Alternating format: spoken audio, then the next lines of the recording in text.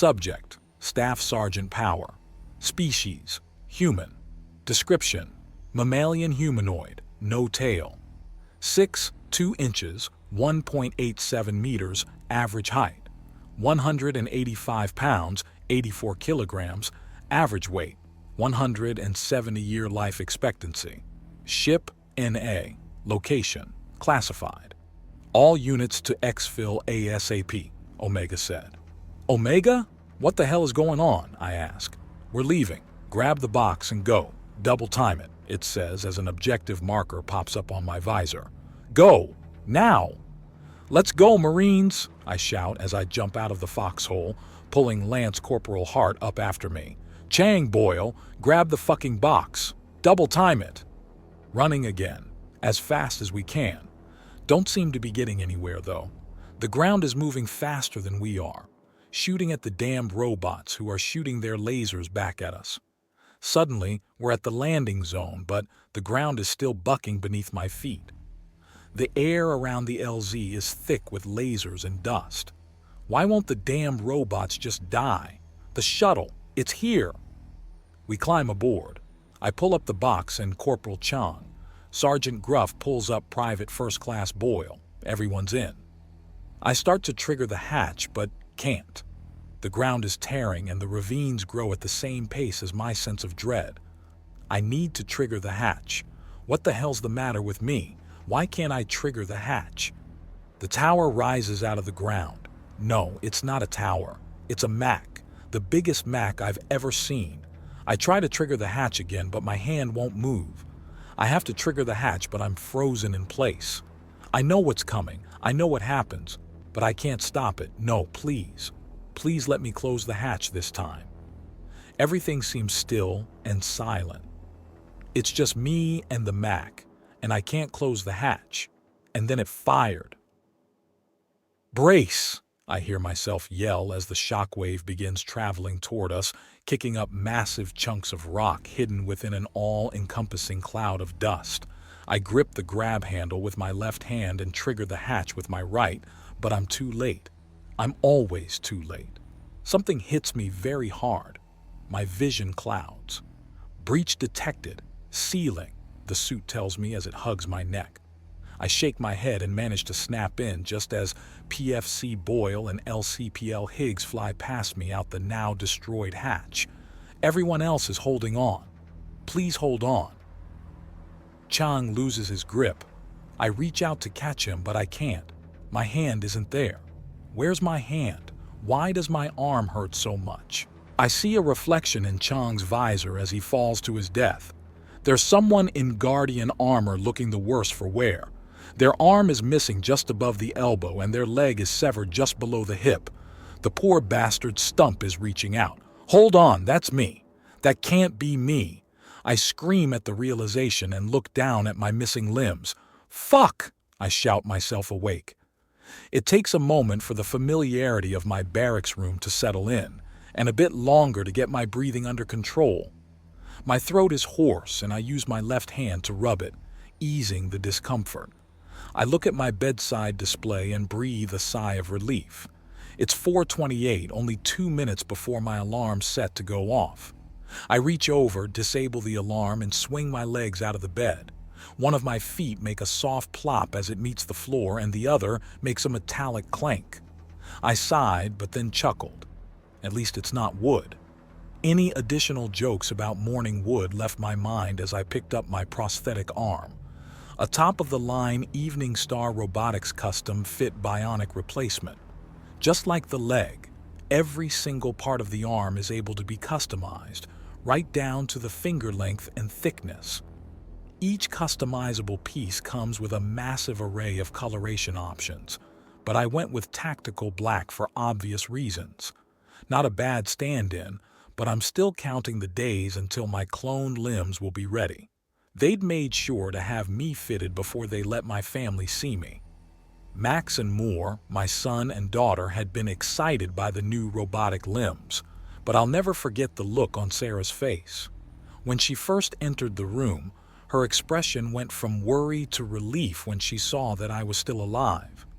Then, It turned into shock and dread as she realized how close she came to losing me. My wife's a strong woman. You have to be faithful to a Marine. A part of her must have believed me to be infallible, and that part had taken quite the sucker punch by the sight of me. She'd been able to quickly mask her expression, but the shock had cut deep. Keeping the robotic limbs isn't an option I'm willing to entertain. They can make the job easier, but they'll always serve as a reminder of how I got them. I'll never be able to forget the look on my wife's face if I keep them, and she'll never be able to forget how close she came to being a widow. I winced as I attached the arm to the connector that had been installed on my stump. It gets cold when it's not connected, and being made to suddenly feel that cold is not a pleasant sensation. Still, it's better than inadvertently shattering one of my bones when I have a nightmare. The doctors didn't even have to warn me about it. I'd figured it out on my own when they explained how strong it was. Do not sleep with your prosthetic arm still attached. Keep it at your bedside, but do not leave it connected to you. The leg is fine to sleep with if you're sleeping alone, they had explained. As a Gen Alt, I'd gotten used to having to be careful with my strength, but this arm was made for military purposes and could output at least 1.5 times the pounds force that my previous limb could. I'm sure that when ESR designed it, they'd been hoping that people would be voluntarily amputating their own limbs for these things, and they'd be swimming in profit as a result. The first time an amputee had shattered their own face in their sleep had destroyed those hopes, though. I went through my calibration exercises as I pulled on my trousers with my real arm, wiggling fingers, rotating the wrist, and bending the elbow. The whole thing felt silly, but it's necessary to make sure that the arm will do what I want it to do. I finished the exercises with a swimming fish motion and finished getting dressed. A quick laser shave later, and I was ready to get chow and start my day. Recovery had gone faster than anyone had expected. The doctor said it was because I gave it my all, but I believe it has more to do with the tech than with me. I'd been able to spend the rest of my allotted recovery time plus 1 week with my family on Ilaris Station. It was great to spend time with my wife and kids, but I should have been suspicious of the sudden generosity by the Marine Corps. When my leave was up, I'd been met by Major General Holt. When Holt had still been a 1-star, he'd been my commanding officer in the Marine Special Operations Command. I had been quietly ushered out of MARSOC when I'd discovered the Dreadnought Reserve. As such, Holt had been a very unwelcome sight. His ambush indicated that he suspected that I would go AWOL if I'd been given orders to meet with him. I know better than that, but it would have been really damn tempting. There was only one thing Holt could want from me, so it wasn't a shock when he produced orders to return to MARSOC. The only surprise was that they wanted me to join the Raider Regiment. He'd also given me the bad news about my men. Private First Class Boyle, Lance Corporal Higgs, and Corporal Chang were KIA.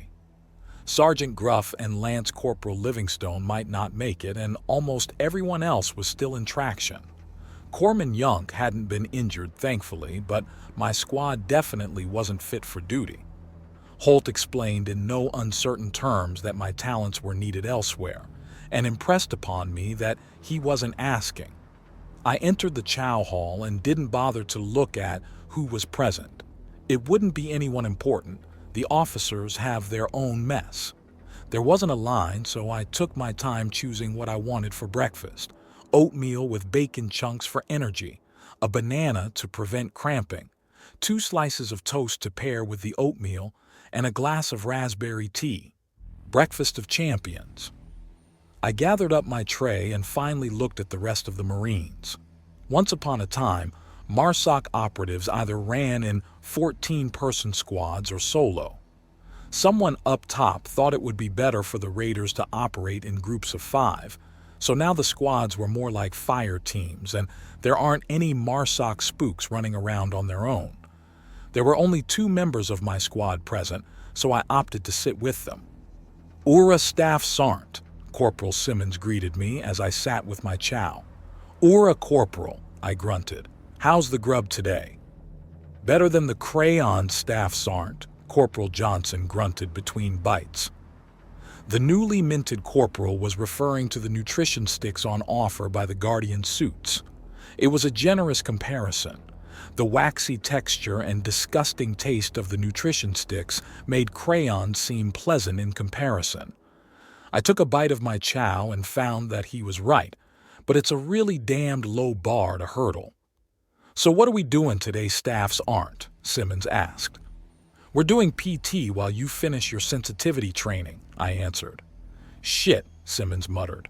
"At this rate, I'm gonna get fat." "That's your own damn fault for calling an Urakari a lizard lady during a first contact." Johnson pointed a spoon at him for emphasis. "You're lucky they didn't take your rank and shove you back in with the rank and file." "Oh, I got something you can take and shove," Simmons growled. I cleared my throat pointedly. "Sorry, Staff Sergeant," both corporals said in unison. "After PT and sensitivity training, we're getting a briefing," I continued. "And no, I don't know what it's about." They didn't bother asking for further clarification. They'd both been in MARSOC long enough to know that when your team lead hasn't been informed on what a briefing is about, it means it's about a mission. Ironically, scuttlebutt in MARSOC is more rampant than in the rest of the fleet, so you usually have some sort of indication of what the mission could be about. This time, there wasn't a damned clue to be found. "Where's Hansen?" I asked. "I don't know," Simmons answered. "He said he's skipping chow today," Johnson shrugged. "Says he's trying to trim, but I doubt it's a coincidence that his favorite game just launched a new event." "Aw, fuck, that's today?" Simmons asked. "I wanted that unicorn hat, damn it." "Whatever. Just make sure that he and Smith make it to PT," I said as I tossed my spoon onto my tray. The two corporals looked at me as if I'd grown two heads. I couldn't tell if it was because I had given them the task of wrangling a pair of sergeants or because I'd already finished my food. Probably the latter. Though Hansen and Smith may be sergeants, Simmons and Johnson have seniority over them within MARSOC. The sergeants are aware that it's never wise to ignore someone that's been in longer than you, so they wouldn't have any problems wrangling them. I gathered up my tray once again and carried it over to the waste receptacle. I briefly listened to the soft hum of the machinery sorting the various dishes, then turned to go about my business.